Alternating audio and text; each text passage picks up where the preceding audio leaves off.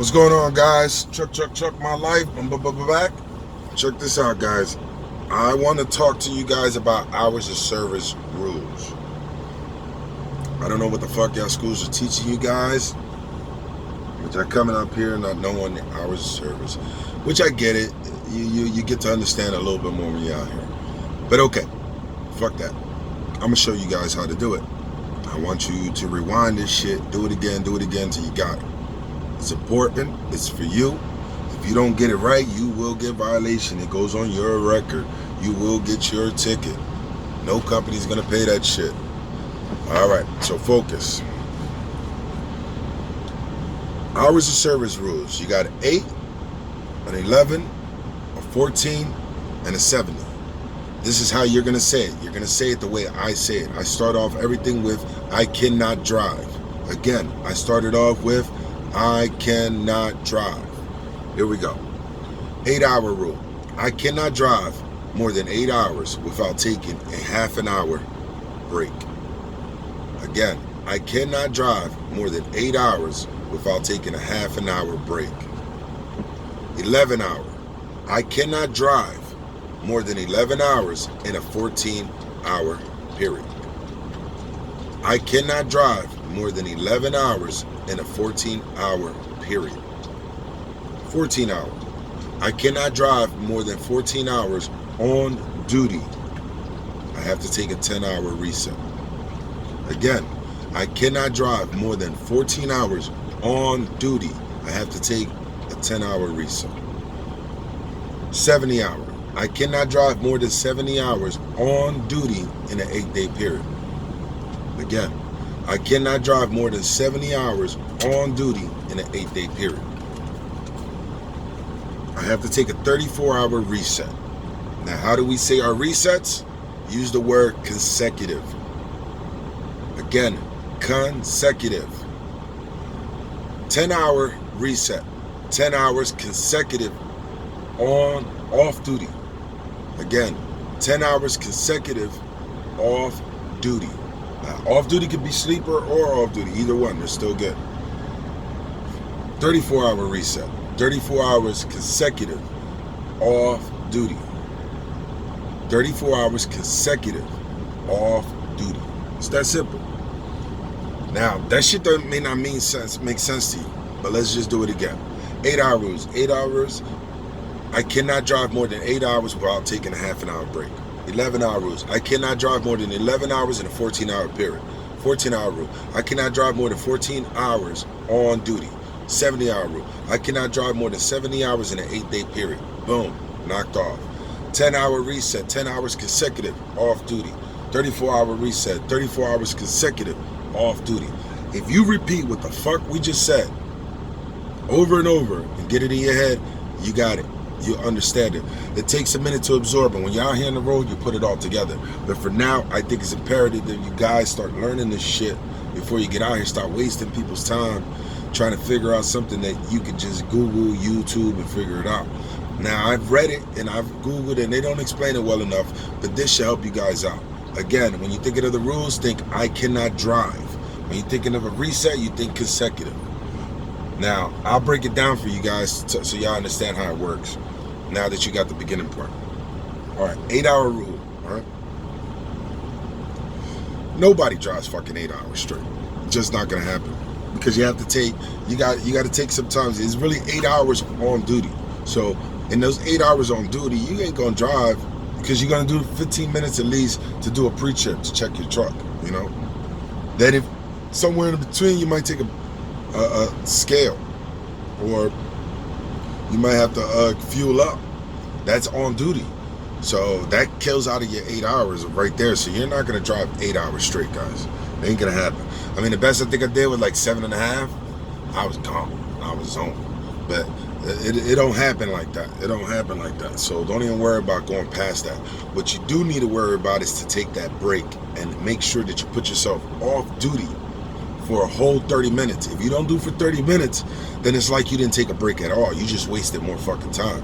So you have to be off duty for exactly 30, not 29, not 28, not 2 minutes earlier, and then now 28 now, not 15 minutes and then another 15. It has to be 30 minutes consecutive off duty. That's the key word, consecutive. All right. So after you do your little 8 hour, then, you know, everything resets and they give you another 8 hours. So you're allowed to drive at 8 hour increments. You know, that'd probably be your best chance to drive a straight 8, is to drive for like 3 or 2.5 or something, take a half an hour break, fill up your 8 hours, and then get back on the road and go. And drive all the way till you can't drive no more. But that's that. Not a lot of people doing that shit. Anyway, so the 11 hour rule, how it works. It's 11 hours. I cannot drive more than 11 hours in a 14-hour period. That's the keynote, in a 14-hour period. The reason it's said in a 14-hour period, and most people just say you can't drive more than 11 hours in a day.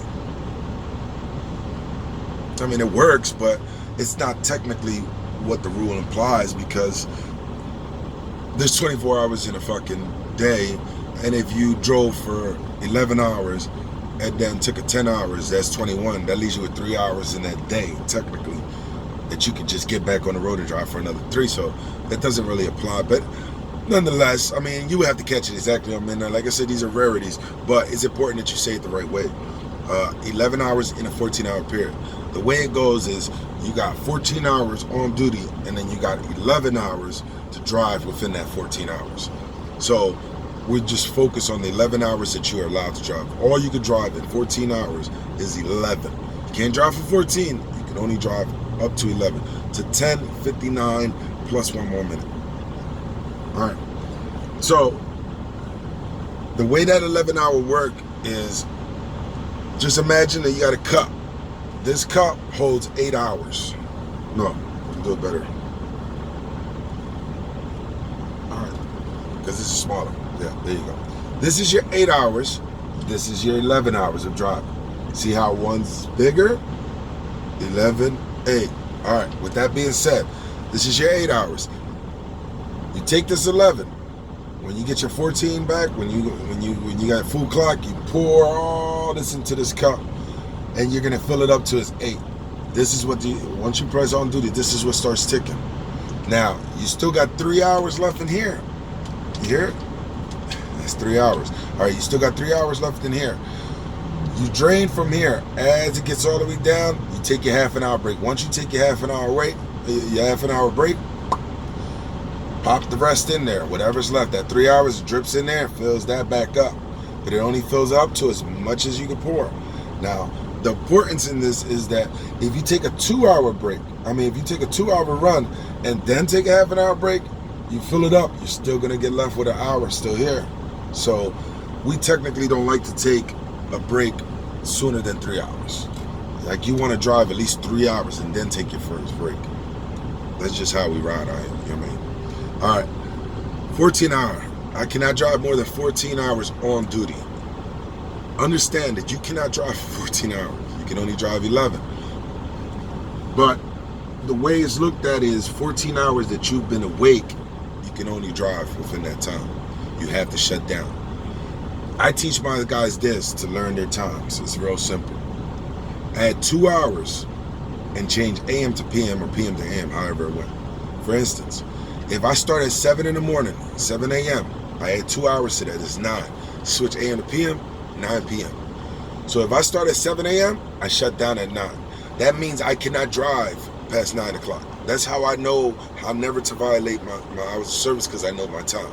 If I wake up and I jump in and I get everything going, as soon as I press on duty, I check my time before I do it. I press on duty, it says 8 o'clock a.m.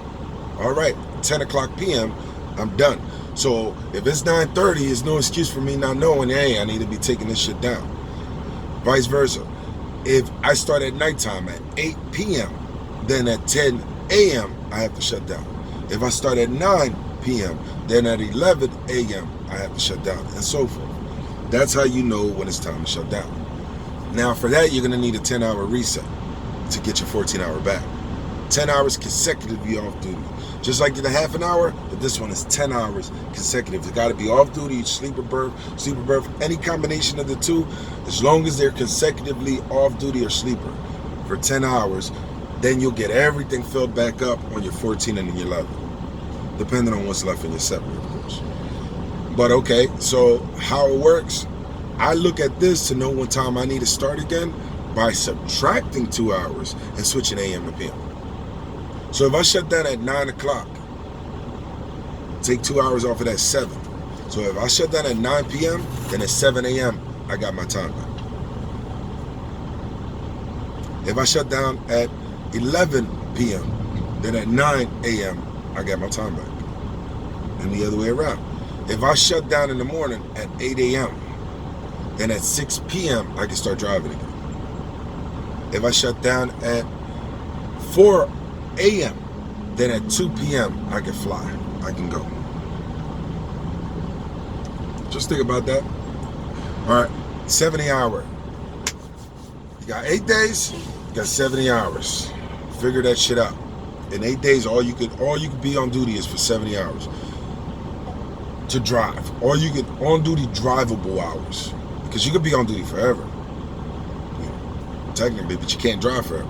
So I don't care if you've been on duty for 65 hours this week in your first 7 days.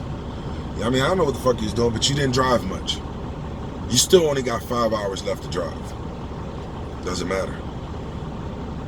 It always goes by what's left on your time clock. And if you only got 5 hours left on your 70, then that's all you got. Whichever is the lowest number is what you got. Now, hopefully this stuff filters in your head. I don't know. I'm hoping for the best, hoping you guys get a little bit a step ahead of their game, so when you're out here, it's less things you got to learn. Hope I helped. Y'all take care.